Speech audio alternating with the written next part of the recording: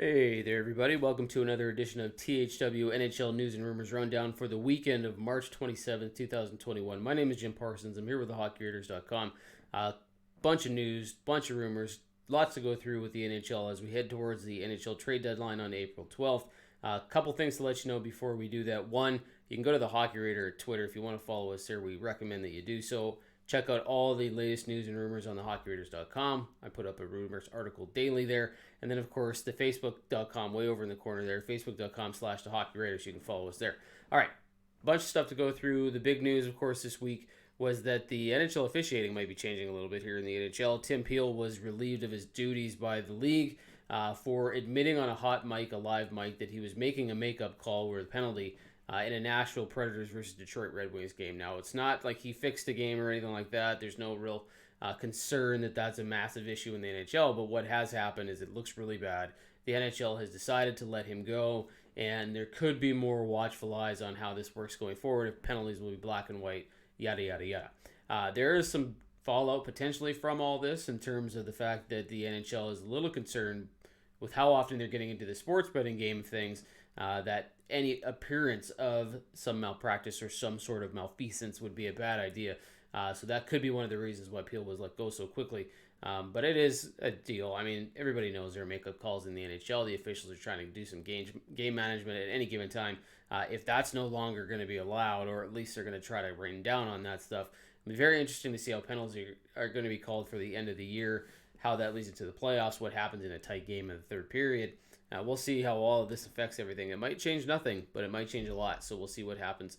There's also news that the NHL has lowered their mandate for the quarantine period going across the border. So if you're being traded from the U.S. to Canada or Canada to the U.S., you don't have to necessarily quarantine for 14 days. Now it's just 7. Kyle Dubas, the GM of the Toronto Maple Leafs, was really pushing hard for this, and it looks like that's happened. So as a result, what we found already is another trade. So Eric Staal has been moved from the Buffalo Sabres to the Montreal Canadiens. This trade might have happened, but it might not have happened had this quarantine thing not taken place. So Marc Bergevin said, hey, I'm not going to be active at the trade deadline because of the fact that I don't have any money to spend. Well, he added $1.625 million in Eric Staal's salary. Buffalo retains the other half of that. Traded a third round and a fifth round pick to the Sabres. There's lots of talk that he's going to probably make more moves, but he's denied that. He said, no, I'm not going to make a cap clearing space trade. We probably shouldn't believe him. This is the same guy who, right after he said he wasn't going to do anything, traded for Eric Staal. There's some talk that Cole Caulfield might be a part of the Canadiens' plans moving forward here. You got to activate Paul Byron off the taxi squad. There's lots that Montreal has to do, and I just don't know how Marc Bergevin's going to do that without making some sort of a move to clear some cap space, even though he says he's not going to do that. So we'll see what happens there. Lots of talk coming out of Buffalo. Taylor Hall specifically. Of course, we've already talked about the Eric Staal trade, but Taylor Hall could be moved. Sounds like GM Kevin Adams is actively shopping Hall. When asked if he would waive his no-move clause to facilitate a trade, Taylor Hall said, yeah, sure. So there's lots to talk about whether or not he's going to go anywhere. It's probably just as likely he resigns, but the consensus seems to be that he's going to be moved. The ask is a first-round pick. Whether or not the Buffalo Sabres can actually get that or not is going to be something else completely. But watch for Hall news. Could it be to a Canadian team now that this quarantine thing's been lifted? Sure, it could be. But the Islanders are still one of the favorites here. They may have some space to add him. It's just a matter of whether or not you want to take that gamble, and if you want to give a first-round pick for Hall, who only has 2 goals this year, has not looked good. But is it him or is it Buffalo? Because everybody in Buffalo has been awful this season, so you never really know. All right, there's talk out of Columbus that the Patrick Laine contract situation might sort of be close to a resolution, and it might be a 1-year deal somewhere in the neighborhood of $9 to $10 million bucks.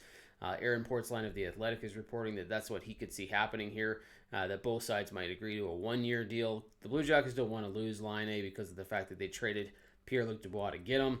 They also don't necessarily want to do a long-term deal, Laine's side anyway, because they don't know what's going to be happening in Columbus. We don't know what's going on with John Tortorella, whether or not he'll be back for the long term, and maybe Laine just wants to see what happens in Columbus. But $9 to $10 million bucks is a lot of money for a player who hasn't been awful, but he hasn't exactly lit it up since joining the Blue Jackets, and the relationship with his coach, who knows what's going on there. All right, we'll go back to the Nashville Predators. Still lots of talk surrounding this team, but the consensus that Matthias Ekholm is probably the guy that's going to be moved at the deadline has lowered a little bit just because of where Nashville's at, and they've said that perhaps they'd like to hold on to Ekholm until after the expansion draft when more teams can come and make a bid for the defenseman. So we'll see if that happens, but we do expect that Mikael Granlund will probably still get moved, especially if the Predators become sellers here in the next week. Kyle Dubas from the Maple Leafs is the guy that everybody thinks is going to be going after Granlund. Part of the reason that he pushed so hard to get the quarantine rules reduced, at least that's the rumor. But whether or not Mikael Granlund goes, we don't really know for sure, but that's probably the guy that we should be watching for out of Nashville. We expect that to happen. And finally, the Winnipeg Jets, they're rumored to be in on at least 5 different potential defensemen before the deadline. Kevin Cheveldayoff, it looks like he's going to swing for the fences one more time here. So we've got Matthias Ekholm out of Nashville, if that happens. David Savard out of Columbus, but we don't really know if Columbus is going to be in the playoff race or not. And if they are, they're probably not going to move David Savard.